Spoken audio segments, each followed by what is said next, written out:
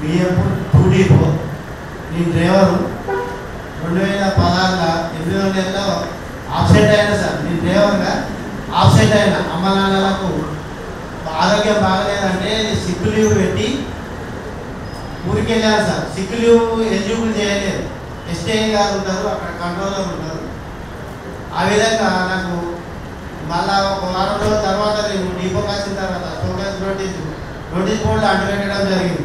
నీ డ్యూటీ లేదు, నీ డ్యూటీ పోయింది అని వేధింపులకు గురి చేసి నాకు అప్పుడు 2016లో టీఆర్ఎస్ ప్రభుత్వంలో నాకు ఈ విధంగా చేస్తే నేను ఊరు వెళ్ళాను సార్. మళ్ళీ వచ్చాను, నీకు డ్యూటీ లేదు, ఐడెంటి కార్డు ఇచ్చేసి నువ్వు